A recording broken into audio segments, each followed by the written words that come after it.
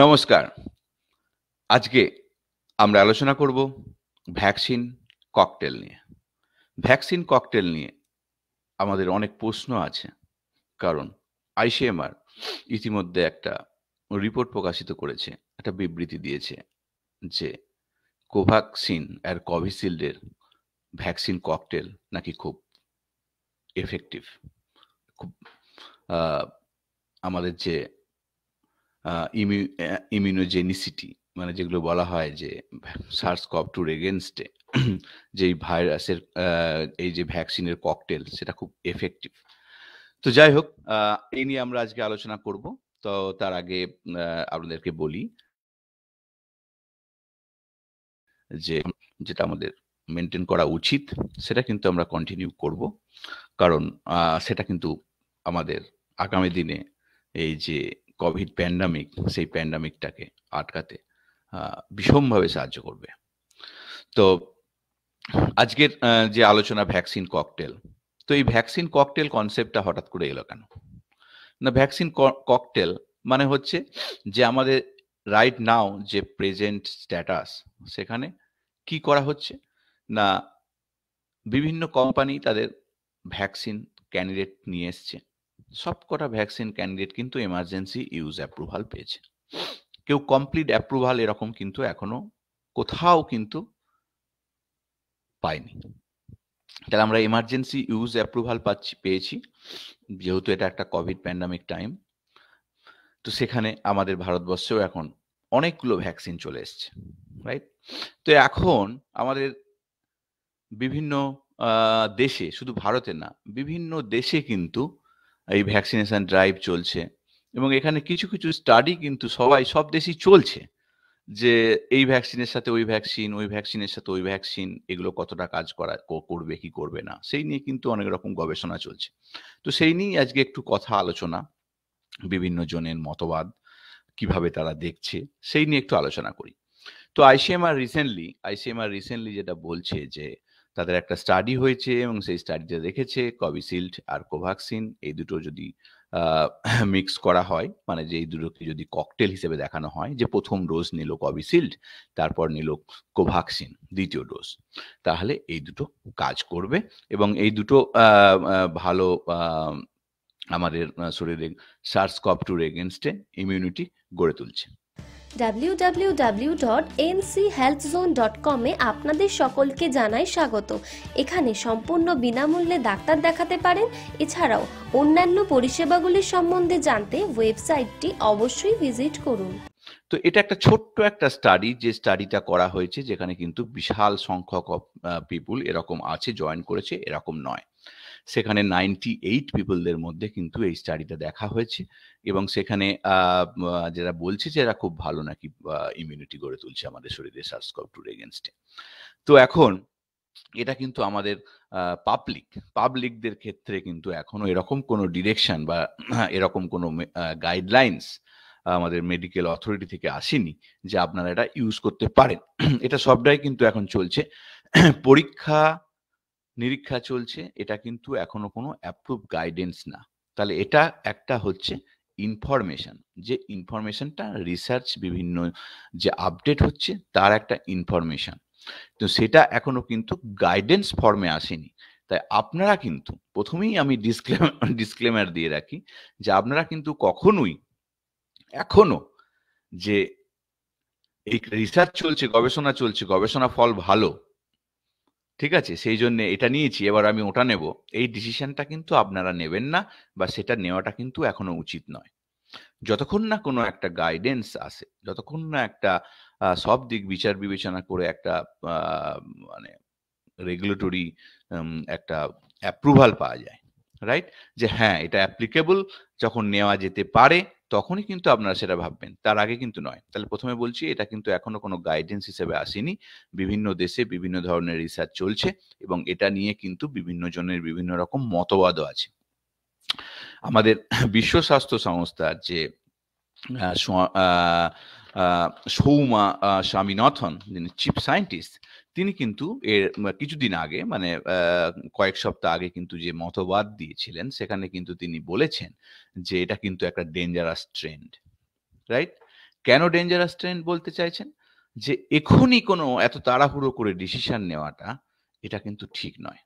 যেমন দেখুন যে এরকম রিসার্চ তো আগেও আমরা একদিন আলোচনা করেছিলাম। এরকম তো রিসার্চ হচ্ছে, দেখা হচ্ছে যে বিশেষ করে ইংল্যান্ডে এরকম একটা স্টাডি হয়েছিল যেখানে সেখানে AstraZeneca অ্যান্ড অক্সফোর্ড ইউনিভার্সিটির ভ্যাকসিনের সাথে Pfizer এর ভ্যাকসিন ২য় ডোজ হিসেবে 1st ডোজ দিল AstraZeneca আর আর আ অক্সফোর্ড ইউনিভার্সিটির ভ্যাকসিন, ২য় ডোজ দেয়া হলো Pfizer এর mRNA ভ্যাকসিন। সেটা নিয়ে স্টাডি দেখা হয়েছে। সেই স্টাডিটা এখনো কমপ্লিট হয়নি। কিন্তু যে ইন্টারিম ডেটা তারা বলতে চাইছে সেটা কিন্তু ভেরি এফেক্টিভ। কিন্তু সেটাও কিন্তু এখনো কোনো গাইডেন্স হিসাবে কিন্তু এখনো আসেনি। তো যাই হোক, তো এই ধরনের স্টাডি চলছে। স্টাডি চলছে মানেই কিন্তু সেটা জেনারেল পাবলিক সঙ্গে, সঙ্গে সেটা নিতে থাকবে সেটা কিন্তু নয়। তাহলে স্টাডির সাথে একটা যেকোনো স্টাডি সেটার ইনফরমেশন জানা মানে এই নয় যে আপনি সেটা তার ফল একটা ভালো হয়েছে এই নয় যে সেটা সঙ্গে, সঙ্গে কিন্তু মানুষের উপর অ্যাপ্লিকেবল, জেনারেল পপুলেশনের উপর অ্যাপ্লিকেবল। এটা কিন্তু নয়। এটা সবসময় কিন্তু তারপর একটা গাইডেন্স হিসাবে আসে। যখন একটা আ রেগুলেশনের আন্ডারে আসে তখনই কিন্তু মানুষ যখন তার অনুমতি পাই যখন তখনই কিন্তু আমরা সাধারণ মানুষ সেটাকে অ্যাকসেপ্ট করতে পারি। তো তাহলে সেটা গেল। এইবার আ এই যে বললাম যে সৌমা স্বামীনাথন যে কথাটা বলেছেন এটা কিন্তু ডেঞ্জারাস ট্রেন্ড বলেছেন। কারণ দুটো ভ্যাকসিন দুরকমভাবে কাজ করে ইনিশিয়ালি। যদিও আল্টিমেটলি আমাদের শরীরে ইমিউনিটি বুস্টিং করে, ইমিউনিটি সৃষ্টি করে SARS-CoV-2 এর এগেইনস্ট এ। তো সেটা কিন্তু তিনি ডেঞ্জারাস ট্রেন্ড বলেছেন। আবার আমাদের সেরাম ইনস্টিটিউট অফ ইন্ডিয়ার তাদের চেয়ারম্যান রয়েছেন। তার চেয়ারম্যান হচ্ছেন সাইরাস পুনাওয়ালা। তিনিও কিন্তু বলেছেন এর সঙ্গে কিন্তু এগ্রি হননি। এই যে মিক্স ম্যাচ চেষ্টা মানে ট্রায়াল চলছে বা বিভিন্ন পরীক্ষা নিরীক্ষা চলছে বিভিন্ন কান্ট্রিতে এটাতেও কিন্তু তিনি কিন্তু এগ্রি হননি। ঠিক আছে? তো এগুলো বিভিন্ন জন বিভিন্নভাবে বিভিন্ন আ মতবাদ রাখছেন। এগুলো বিভিন্ন রকমের মতবাদ আছে।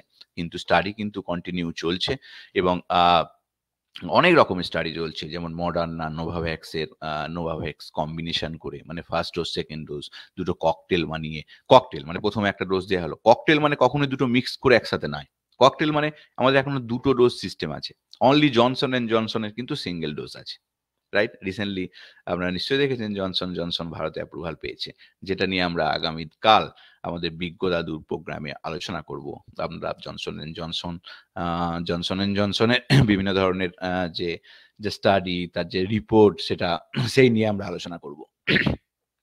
তো মডার্না, নোভাভ্যাক্স এগুলো আলাদা কোম্পানি তাদের আলাদা মেকানিজম সেগুলো নিয়েও কিন্তু এই ককটেল কিন্তু ট্রায়াল চলছে। বিভিন্ন রকমের পরীক্ষা-নিরীক্ষা চলছে। তো এরকম শুধু পরীক্ষা-নিরীক্ষা যে ভারতেই আবার এটা একটা ICMR করেছে এরকম নয়। ১ম এই বললাম ইংল্যান্ডে অনেক স্টাডি অলরেডি হয়েছে AstraZeneca র সঙ্গে। শুধু তাই না বিভিন্ন কান্ট্রিতে এই নিয়ে কিন্তু পরীক্ষা-নিরীক্ষা চলছে। কোথাও সেগুলো রেকমেন্ডও করা হয়েছে। কোথাও সেগুলো রেকমেন্ড করা হয়েছে। এই যে রেকমেন্ডেশন এর কথাটা বললাম, যে আমাদের দেশ কিন্তু এখনো সেটা রেকমেন্ড করেনি। ফার্স্ট। কিন্তু কোথাও সেটা রেকমেন্ডেশন আছে সেটা আমি আলোচনা করছি। তো সেখানে Russia, Denmark, Germany, Thailand, Canada, Spain এই সমস্ত বিভিন্ন দেশে কিন্তু এই ভ্যাকসিন ককটেল এটা কিন্তু এখন বিশাল পরীক্ষা-নিরীক্ষার স্তরে আছে এবং কোথাও সেটা রেকমেন্ডেশন আছে। যেমন রাশিয়াতে স্পুতনিক ভি এর সাথে অ্যাস্ট্রাজেনেকা অক্সফোর্ডের যে ভ্যাকসিন ১ম ডোজ, ২য় ডোজ এইভাবে রেসপেক্টিভলি এইভাবে সেটা কিন্তু পরীক্ষা-নিরীক্ষার স্তরে আছে যেটা দেখা হচ্ছে যে কিভাবে এটা আরো বেটার হতে পারে কিনা বা এটা অন্যান্য এই যে ভ্যারিয়েন্ট আসছে তাদের ক্ষেত্রে সেটা এফেক্টিভ হতে পারে কিনা। ঠিক আছে? যেমন ডেনমার্কে যেটা চলছে কি অ্যাস্ট্রাজেনেকার ভ্যাকসিনটা অক্সফোর্ডের যে ভ্যাকসিন 1st ডোজ হিসেবে দেয়া হলো। পরে Pfizer BioNTech বা মডার্নার এই যে mRNA ভ্যাকসিন মানে এরা অনেক কান্ট্রি করতে চাইছে যেটা একটা দুটো mRNA ভ্যাকসিনটাকে নিতে চাইছে 2nd ডোজ হিসাবে অনেক সময়। তো সেক্ষেত্রে কিন্তু তারা সেই স্টাডিটা কিন্তু কন্টিনিউ করছে। যেমন ডেনমার্কে এটা হচ্ছে। ঠিক আছে? তো সেখানে তারা বুস্টার ডোজ mRNA ভ্যাকসিন দিয়ে করা যায় কিনা সেটা নিয়েও চিন্তাভাবনা চলছে। মানে আবার কোথাও আপনারা নিশ্চয়ই আমি এই নিয়েও আলোচনা করেছিলাম যে আমাদের যে ১ম ডোজ, ২য় ডোজ নেওয়া হয়েছে তারপরেও আমাদের ডোজ লাগবে কিনা? আপনাদের দেখবেন আমাদের পুরোনো ভিডিওগুলো দেখবেন যে নিয়ে আলোচনা করেছি, সেখানে অনেক আগে, কিছুদিন আগে, মাসখানেক আগে আমি আলোচনা করেছিলাম যে যারা ইমিউনো কম্প্রোমাইজ তাদের ক্ষেত্রে কি তৃতীয় ডোজের প্রয়োজন আছে কিনা। তো সেই নিয়ে কিন্তু একটা রিসেন্ট রিপোর্ট হচ্ছে, ইউএসএ কিন্তু যারা ইমিউনো কম্প্রোমাইজ তাদের কিন্তু তৃতীয় ডোজের কথা ভাবা হচ্ছে এবং সেটার একটা গাইডেন্স পাওয়া গেছে।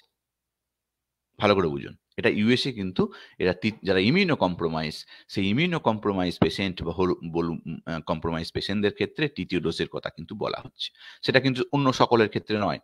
এই পয়েন্টটা কিন্তু আমরা মাসখানেক আগে আলোচনা করেছিলাম। তো সেটা কিন্তু সিডিসি, ইউএস এর যে সংস্থা, এখানে কিন্তু এটা রেকমেন্ড করছে। তো রিসেন্ট খবর, গতকালের খবর, এটা রেকমেন্ড করেছে। So that's a great direction. তাহলে আমরা জানতে পারলাম যে যারা ইমিউনো কম্প্রোমাইজ তাদের ক্ষেত্রে কিন্তু তৃতীয় ডোজের কথাও কিন্তু একটা গাইডেন্সের মধ্যে চলে এলো, রাইট? সো দ্যাটস এ কুল। তো আমাদের ভারতবর্ষ আগামী দিনে করবে কিনা সেটা ভারতবর্ষ ঠিক করবে, ভারতবর্ষের রেগুলেটরি সংস্থা ঠিক করবে। যারা ইমিউনো কম্প্রোমাইজ বলতে যারা ক্যান্সারে আছে, যাদের এইচআইভি আছে, বা যাদের বিভিন্ন রকমের আরো ক্রনিক কন্ডিশন আছে যেখানে তাদের শরীরে অ্যান্টিবডি সেইভাবে গড়ে ওঠেনি, যারা প্রথম ডোজ নিয়েছে, দ্বিতীয় ডোজ নিয়েছে, তাদের ক্ষেত্রে যে তৃতীয় ডোজের প্রয়োজনীয়তা আছে কিনা সেই নিয়ে কিন্তু কিছুটা স্টাডি করারও প্রয়োজন। সেই স্টাডি করার পরেই কিন্তু সেই ডিসিশনগুলো কিন্তু অ্যাজ এ মানে আমাদের যে মেডিকেল অথরিটি আছে, সেই অথরিটি যখন সেই একটা গাইডেন্স বার করে, তখন সেই গাইডেন্স হিসেবে সেগুলো যখন কি হয়, সার্কুলেশন আসে এবং তখন সেগুলো মেডিকেল প্র্যাকটিসের মধ্যে আসে, রাইট? সেটা কিন্তু ভারতবর্ষে এখনো নেই। তবে আমি এটা 1 মাস আগে আপনাদেরকে এই পয়েন্টটা নিয়ে আলোচনা করেছিলাম। আমি সেই কথাটাই বলেছিলাম যে ইমিউনো কম্প্রোমাইজ মানুষদের ক্ষেত্রে যদি করা যায়, তাহলে কেন করা যায় তার পেছনেও আপনারা যদি মানে আমি জানি না আপনারা ফলো করেন কিনা, তার পেছনে অনেক স্টাডির কথা বলেছিলাম। তো স্টাডিতে বলেছিলাম যে এগুলো পরীক্ষা করে কিন্তু দেখা হয়েছে যারা এরকম ইমিউনো কম্প্রোমাইজ পেশেন্ট তাদের ক্ষেত্রে প্রথম ডোজে আর বা দ্বিতীয় ডোজ পরেও কিন্তু অ্যান্টিবডি লেভেলটা সিগনিফিকেন্ট জায়গায় উঠছে না। আমাদের যে সার্স-কভ টুর এগেনস্টে যে আমাদের ইমিউনিটি, তার যে অ্যান্টিবডি লেভেল, রাইট, প্রোটেকটিভ যে মেকানিজম আমাদের শরীরে গড়ে ওঠে, সেটা কিন্তু সেই লেভেলে উঠছে না। সেই জন্যই থার্ড ডোজের কথা আমি কিন্তু অনেক আগে বলেছিলাম। সো তাদের ক্ষেত্রে হয়তো আগামী দিনে যদি ভাবা যেতে পারে। দেখুন আজকে আমেরিকায় গতকাল কিন্তু সেটার একটা গাইডেন্স এসে গেল এবং হয়তো আমেরিকাতে সেটা চালু হতে শুরু করেছে। কিন্তু এটাই হয়তো আগামী দিনে সারা বিশ্ব ফলো করতে পারে এবং সেক্ষেত্রে কিন্তু ইমিউনো কম্প্রোমাইজ মানুষদের ক্ষেত্রে আগামী দিনে তৃতীয় ডোজের কথাও কিন্তু আসতে পারে। তো যাই হোক, তাহলে আমরা এখন ভ্যাকসিন ককটেল নিয়ে রিসার্চ নিয়ে আলোচনা করছি। এই রিসার্চে কিন্তু যেমন ডেনমার্কে কিন্তু এই এমআরএনএ ভ্যাকসিন, এমআরএনএ যে সমস্ত ভ্যাকসিনগুলো রয়েছে তার মধ্যে ফাইজার, বায়োএনটেক, মডার্না, আমাদের এই মডার্না তো আমাদের ভারতেও এখন চলে গেছে, right? So that's a good sign. তো তো এদেরকে নিয়ে কিন্তু কম্বিনেশন মানে এই যে ককটেল, মানে প্রথম ডোজটা অন্য কোনো অ্যাস্ট্রাজেনেকা নিয়েছে, তারপর যদি ফাইজার বা এমআরএনএ বেস যে সমস্ত সিস্টেম রয়েছে, ভ্যাকসিন রয়েছে, তাদেরকে সেকেন্ড ডোজ হিসেবে দেওয়ার কিন্তু রেকমেন্ডেশন কিন্তু ডেনমার্কে করেছে। তো এরকম সব জায়গায় কিন্তু বিভিন্ন ধরনের গবেষণা, অনেক জায়গায় এই ধরনের গবেষণা চলছে। তাদের যে কান্ট্রিগুলোর নাম বললাম, তাদের মধ্যে রাশিয়া, ডেনমার্ক, জার্মানি, থাইল্যান্ড, আপনার কানাডাতেও কিন্তু রেকমেন্ডেশন করছে।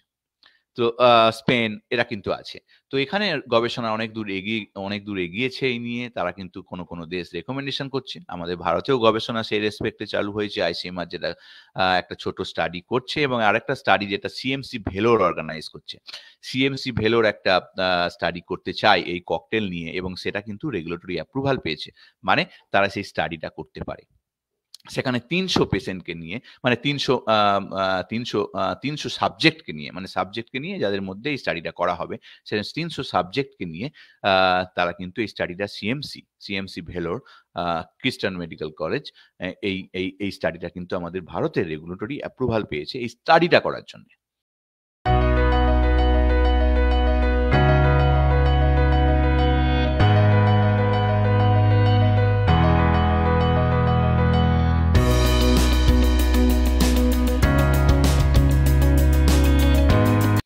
ঠিক আছে, যে এই কম্বিনেশন স্টাডি মানে ককটেল স্টাডি, এই স্টাডিটা কিন্তু তারা 300 সাবজেক্টের ওপর কিন্তু করবে আগামী দিনে, যে কোভিশিল্ডের পর কোভ্যাক্সিন নিতে পারে কিনা, সেটা আমাদের শরীরে ইমিউনিটি কতটা লেভেলে নিয়ে আসছে বা সেটা কিভাবে আরো বেশি পোটেন্ট মানে আরো বেশি তীব্র মানে আমাদের প্রতিরোধ ব্যবস্থা গড়ে তুলতে পারে কিনা। তো এইগুলোই কিন্তু একটা আগামী দিনের একটা ডিরেকশন ঠিক করে দেবে।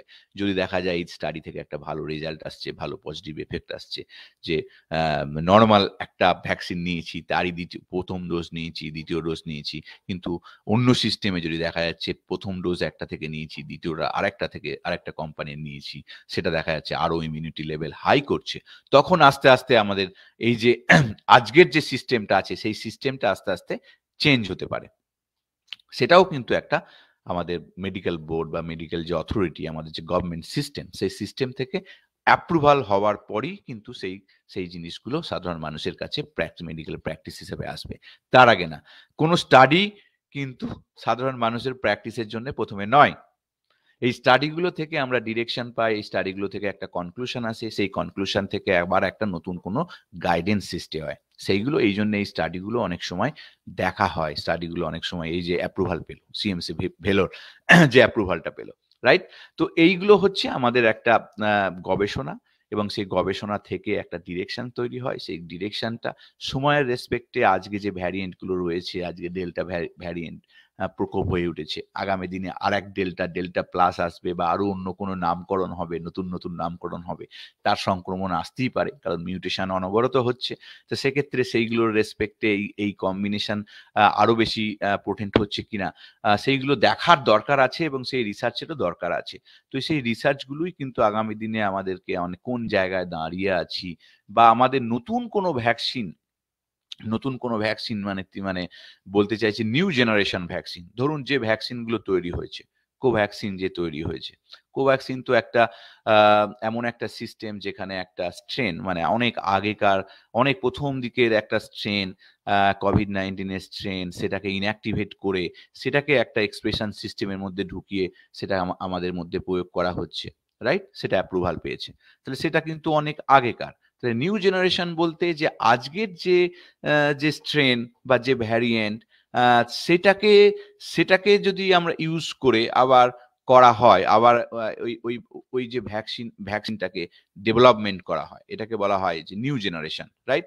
আজকের যে স্ট্রেনটা প্রিডমিনেন্টলি রয়েছে সেটাকে ওর মধ্যে ইনকর্পোরেট করে আবার নতুন করে যদি দেখা হয় যে এটা আরো বেশি এফেক্টিভ হচ্ছে, সেগুলোকে নিউ জেনারেশন। যেমন ইনফ্লুয়েঞ্জার ক্ষেত্রে কিন্তু প্রতি বছর কিন্তু এরকম নিউ জেনারেশন ভ্যাকসিন কিন্তু আসতে থাকে, ঠিক আছে? তো সেই জন্যে হয়তো আগামী দিনে এই নিউ জেনারেশন কনসেপ্টটাও কিন্তু ভ্যাকসিনের ক্ষেত্রে আসতে পারে। থ্যাংক ইউ সুকি মিত্র লাইফে আসার জন্য।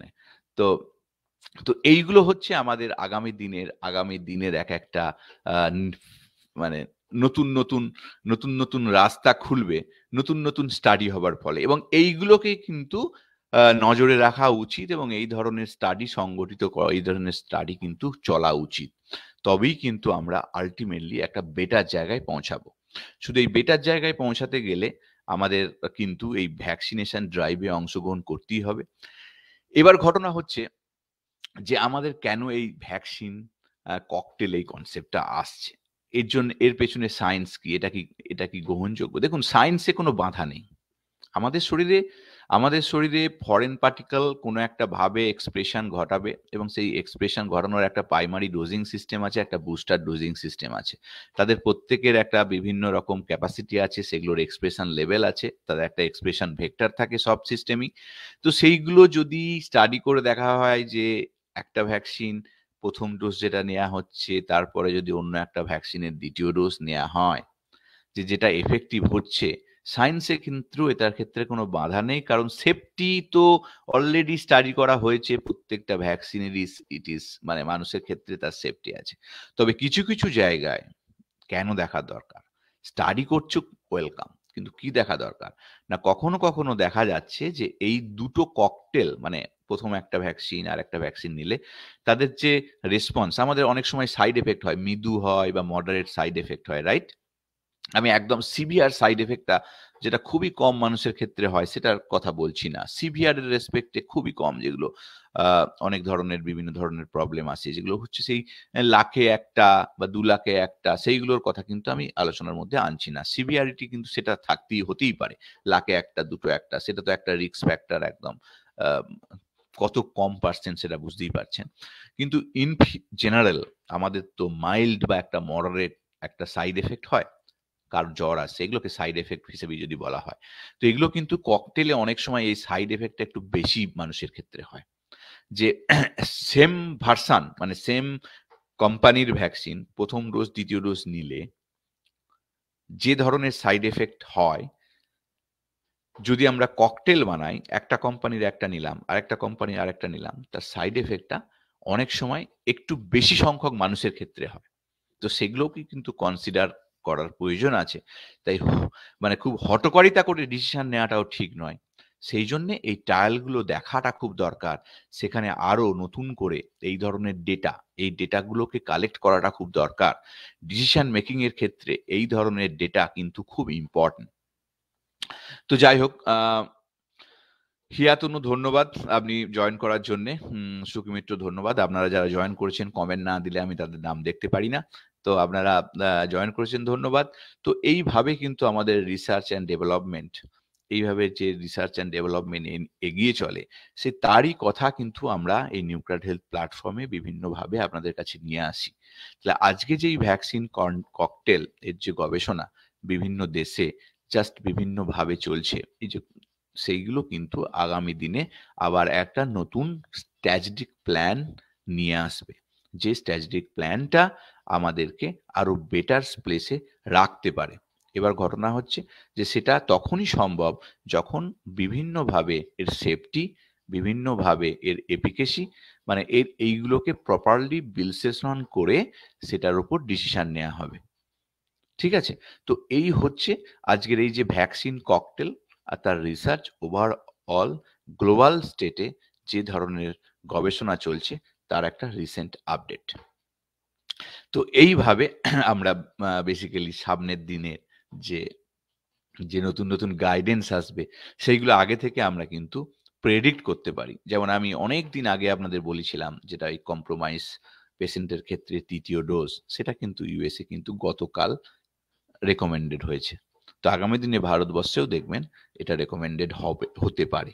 আমি হবে কিনা আমি বলছি না, কারণ এটা বলাটা ঠিক নয়। আমি হতে পারে হিসেবেই বলছি।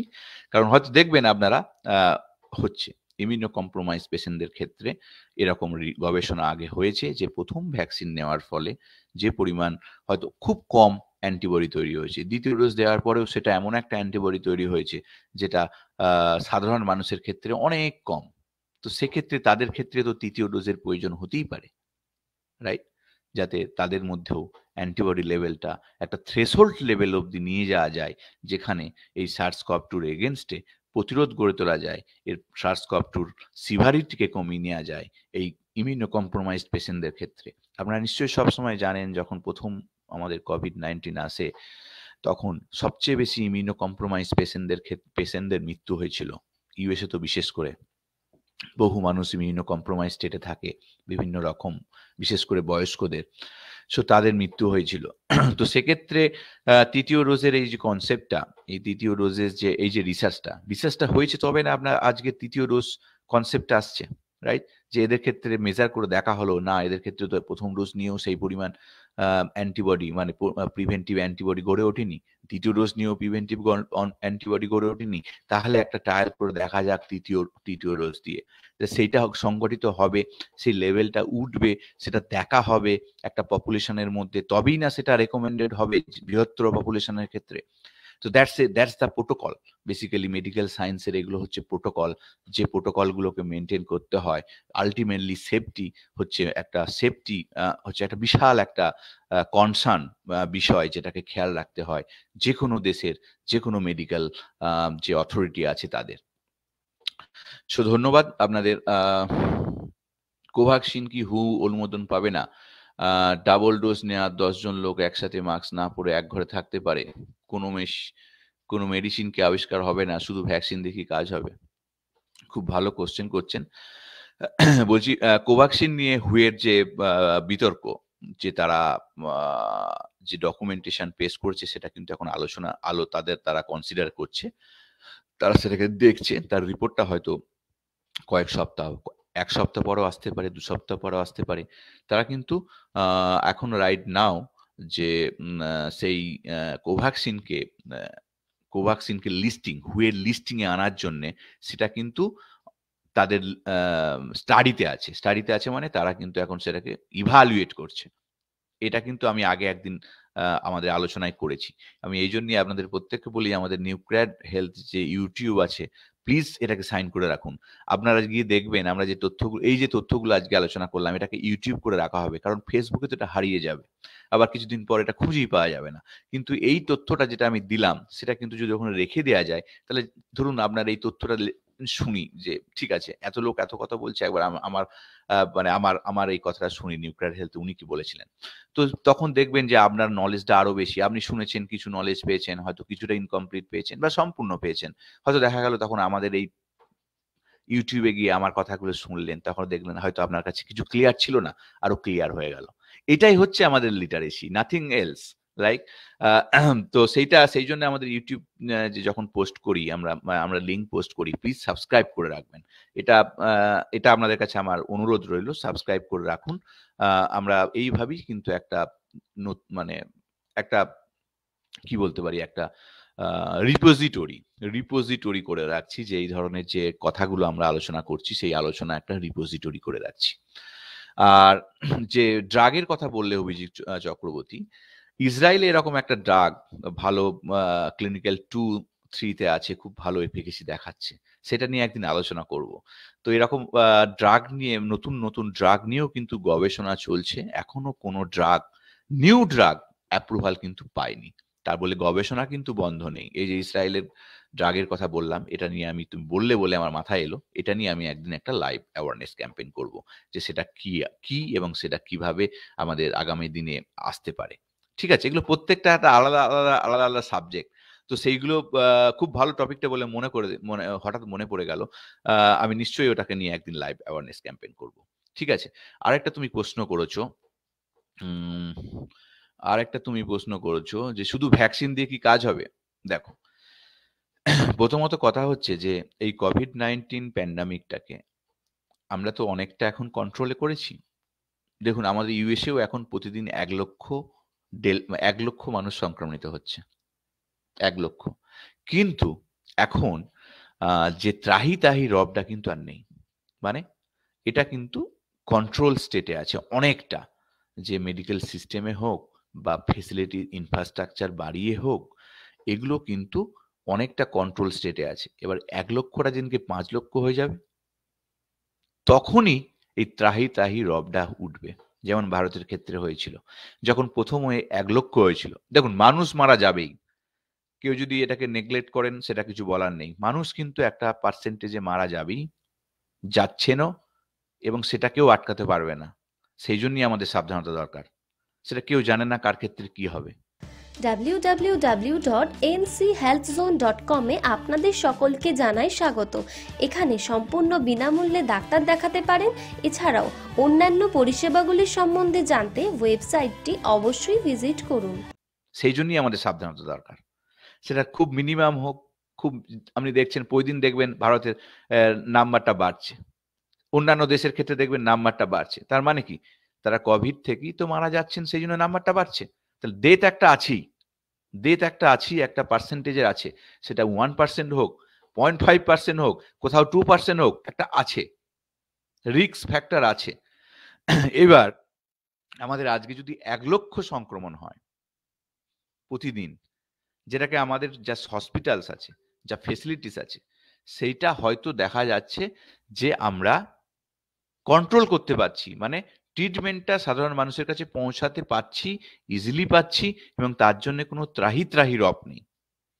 যখনই 4 লক্ষ হয়ে গেল দ্বিতীয় তরঙ্গে, তখন আমাদের ত্রাহি রব উঠলো কিনা, হসপিটালে বেড পাওয়া যাচ্ছে না, অক্সিজেনের ক্রাইসিস, মেডিসিনের ক্রাইসিস, এটসেট্রা এটসেট্রা। একটা হসপিটালের একটা ক্যাপাসিটি আছে, ডাক্তার যারা যারা ফ্রন্ট লাইনে থাকেন, যারা এই মেডিকেল সেবাটা মানে মেডিকেল সার্ভিসটা দেন, এটা তো একটা special category of people. Nurse, doctor, hospital সেটিংসের সাথে যারা কাজ করেন, তো এদের একটা স্পেশাল এক্সপার্টাইজ থাকে। তাহলে আমাদের দেশের সংখ্যা, আমাদের জনসংখ্যার অনুপাতে সেটাও কম, সেখানেও আমাদের লিমিটেশন আছে।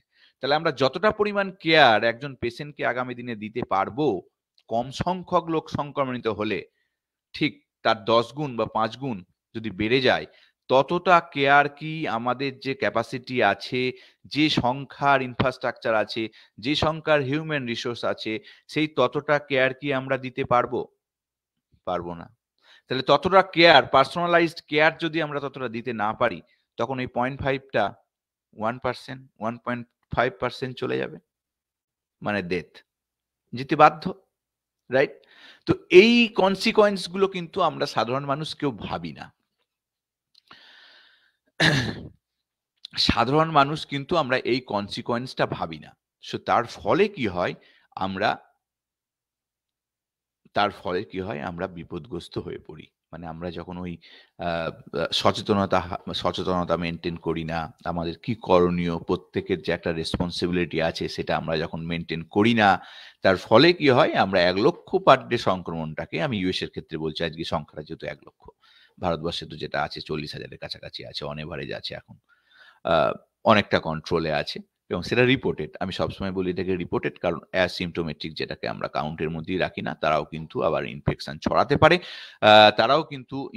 ছড়াতে পারে এবং তারা অ্যাসিম্পটোমেটিক হলেও তারা কিন্তু, যাদেরকে ইনফেকশন ছড়ায় তারা কিন্তু সিম্পটোমেটিক হতে পারে।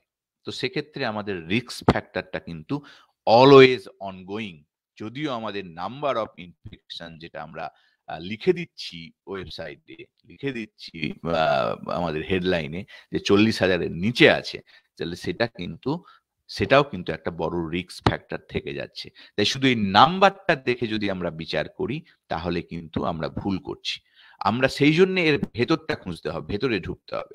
তাহলে সেই ভেতরে ঢুকলে আমি যে কথাটা একটু আগে বললাম, খুব ভালো করে ভেবে দেখবেন যে যারা অ্যাসিম্পটোম্যাটিক ক্যারিয়ার, যাদের কোনো সিমটম নেই অথচ কোভিড-19 পজিটিভ, তারা যাদেরকে সংক্রামিত করছেন না জেনে, মাস্ক পরছেন না, মাস্ক পরলে সংক্রমণ রেটটা তারা অনেক কম ছড়াবেন, অনেক কম ছড়াবেন, কিন্তু তারা মাস্ক পরছেন না, সংক্রমণটা অনেক বেশি ছড়াচ্ছেন। যাদেরকে সংক্রমণ ছড়াচ্ছেন তারা অ্যাসিম্পটোম্যাটিক হতে পারে, আবার সিমটোম্যাটিকও হতে পারে, ভালো করে বুঝুন। আবার তারা সিভিয়ারলি সিমটোম্যাটিক হতে পারেন, তার রিস্ক ফ্যাক্টরটা বাড়ছে, সেইগুলো কিন্তু কাউন্টে নেই।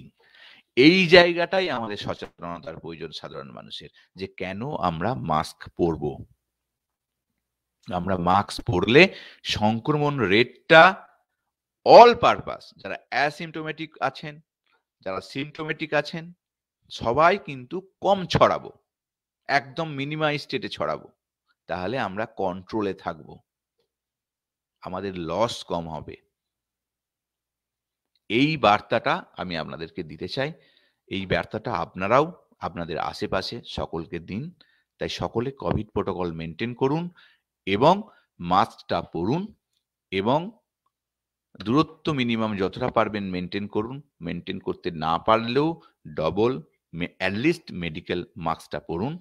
যখন দূরত্ব মেনটেন করতে পারছেন না, বাসে, ট্রেনে, বাজারে বা কর্মক্ষেত্রে, তখন কিন্তু মাস্ক এটা কিন্তু পরতে ছাড়বেন না।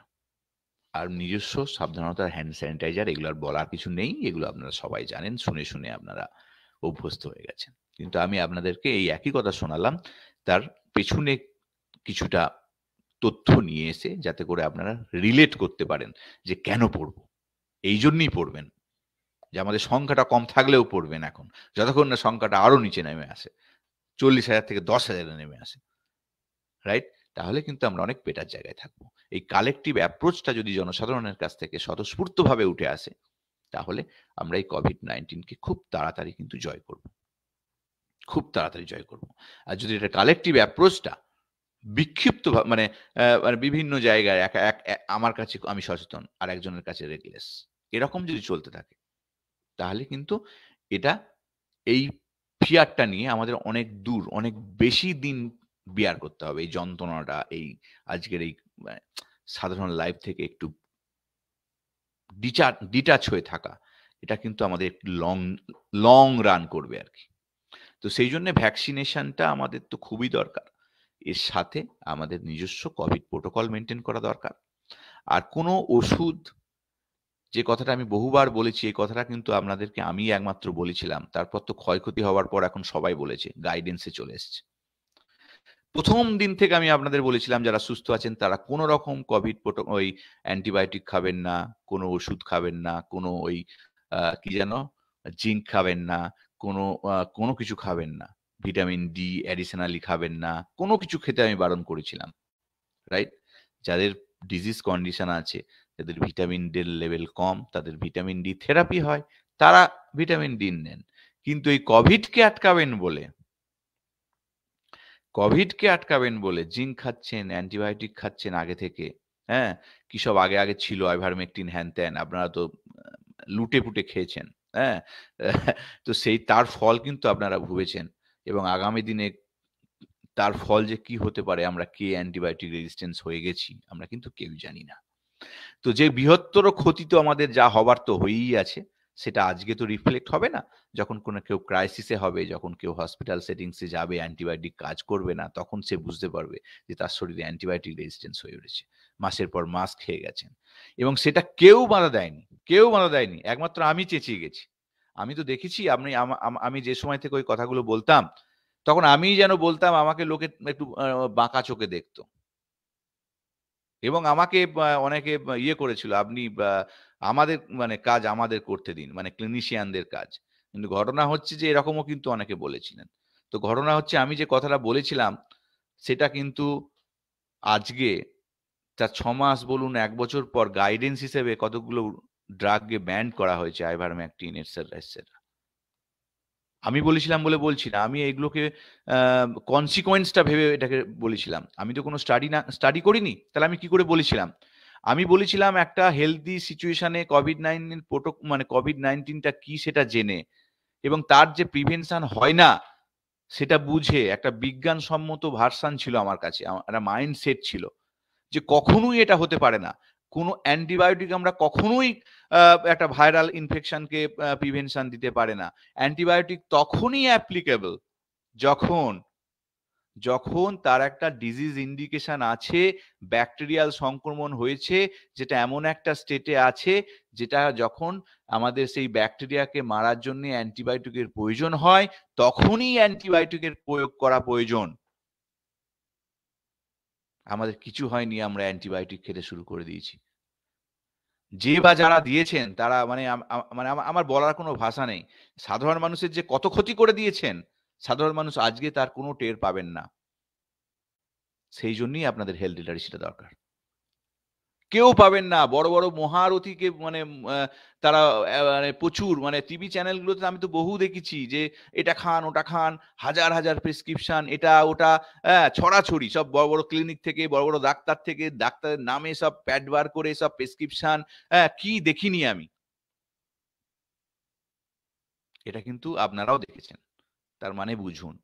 তো সবাই কিন্তু সবকিছু যে ঠিক ডিরেকশন দেয় এরকম নয়। সিস্টেমে আমাদের বহু প্রবলেম আছে। আর আমাদের এই যে আমি বারবার যাদের এগেনস্টে বলি, তারাও দুদিন পর আমার এগেনস্টে বলতে শুরু করবে। এমনি আসে মাঝে মাঝে আমাকে অ্যাটাক করার জন্য। আমার বিরুদ্ধে অনেক কনস্পিরেসি হয়েছে, একদিন বলবো। তো সোশ্যাল মিডিয়াতে তো ঘটনা হচ্ছে যে আমি তো ইনফোডেমিকের এগেনস্টে বলি। স্যার, অনেক টাইম হয়ে গেল, আমার একটা মিটিংও আছে। তো ইনফোডেমিকের এগেনস্টেও বলি। তো তার ফলে কি হয়, অনেক কথা অনেকের খারাপ লাগে, কিন্তু আমি কারো নাম করে বলছি না, আমি জেনারেলি বলি যেগুলো তো হয়েছে, এগুলো তো অস্বীকার করার জায়গা নেই। তাহলে তার তো ক্ষতিটা হয়েছে, ক্ষতি মেজারমেন্টটা কে করবে? যা ক্ষতি হয়েছে আমার হয়েছে, আমরা যারা নিয়েছি, যেগুলো ফলো করছি তাদের হয়েছে। তাহলে আমরা কাদেরকে ফলো করেছি? আমরা যেটা দেখেছি সেটাকে ফলো করেছি।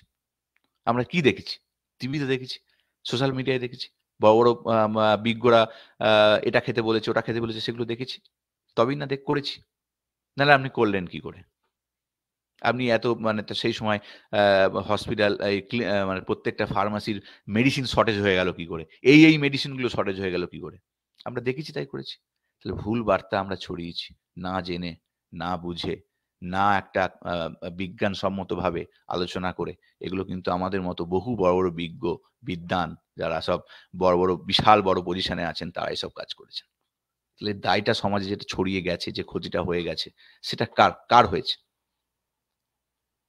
কার হয়েছে ক্ষতিটা?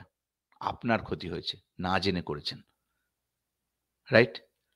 না জেনে করেছি। আমরা আমরা সত্যি বলছি, আমরা কেউ জানি না আমাদের শরীরে কি অ্যান্টিবায়োটিক রেজিস্ট্যান্স আছে। আপনারা আপনারা বিশ্বাস করুন, অ্যান্টিবায়োটিক রেজিস্ট্যান্স আগামী দিনে মহামারীর আকারে আসবে।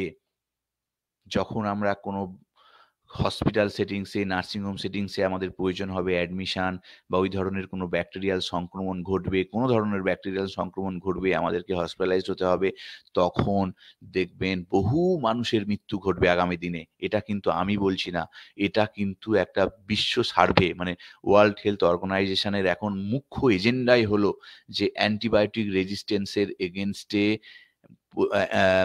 গবেষণাকে প্রমোট করা, অ্যাওয়ারনেস বাড়ানো। ঠিক আছে?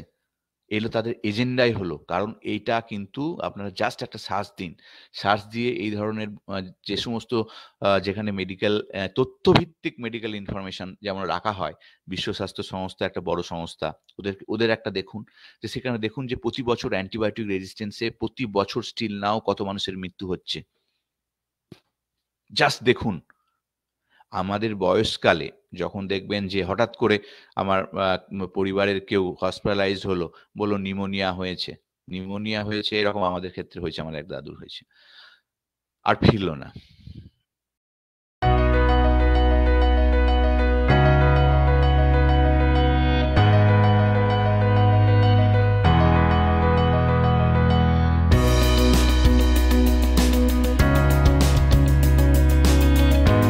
মানে কোনো অ্যান্টিবায়োটিক কাজ করলো না।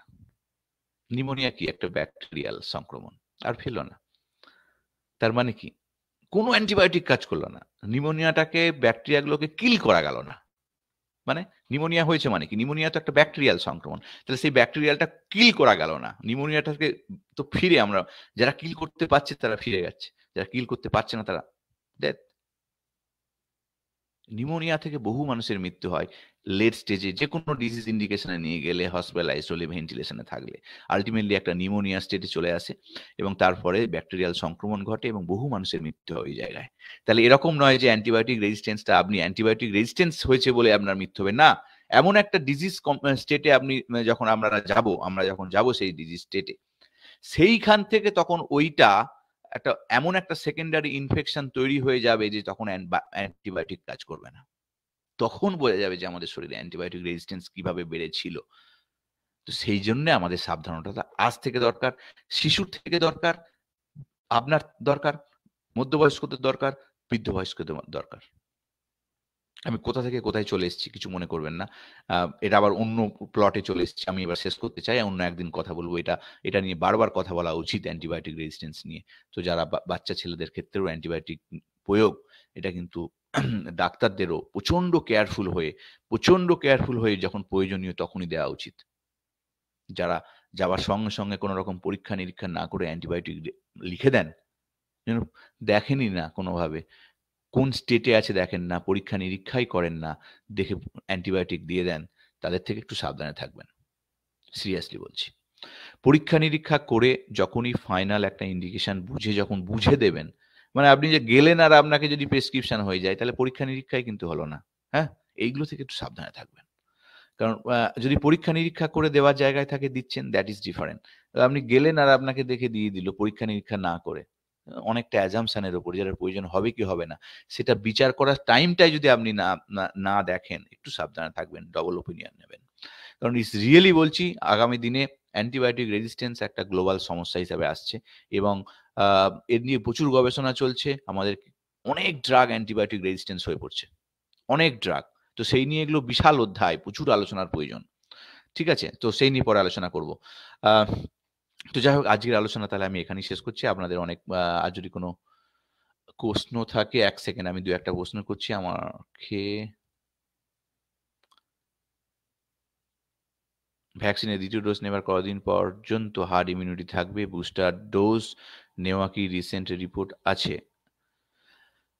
প্রথমত কথা হচ্ছে যে আরেকবার দাঁড়া কোশ্চেনটা এক সেকেন্ড আমি পড়তে খুব তাড়াতাড়ি করছি এবার। হ্যাঁ, ভ্যাকসিনের দ্বিতীয় ডোজ কতদিন পর পর্যন্ত হার্ড ইমিউনিটি থাকবে?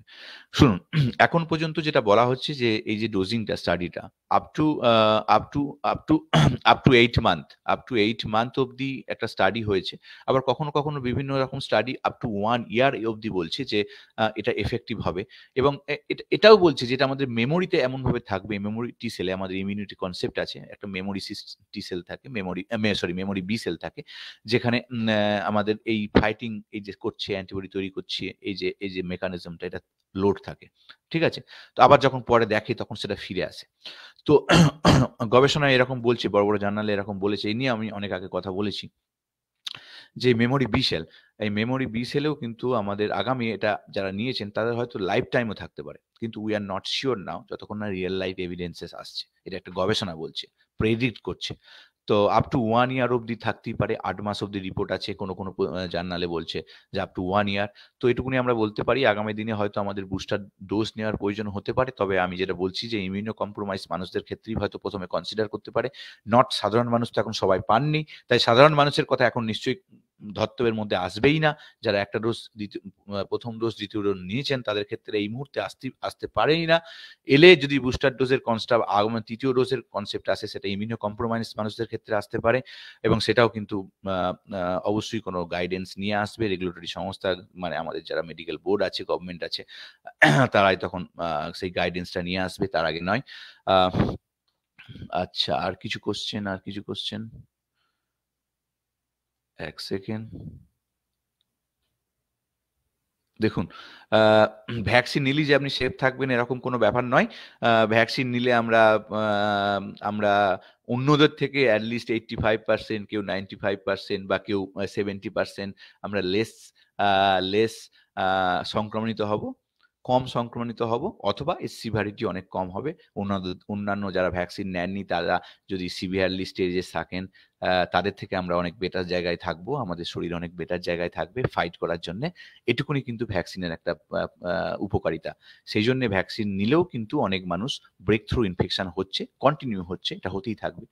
সেই জন্য আপনাকে কিন্তু এই মাস্ক এটা কিন্তু পড়তে হবে, এবং এটাও মাস্কটা কিন্তু ভ্যাকসিন নিলেও আপনাকে কন্টিনিউ করতে হবে। তাই সুস্থ থাকতে, সবল থাকতে এই প্রোটোকলগুলো মেনটেন করুন আর ভ্যাকসিন নিন। আজকের আলোচনা আমি এখানেই শেষ করছি। নমস্কার।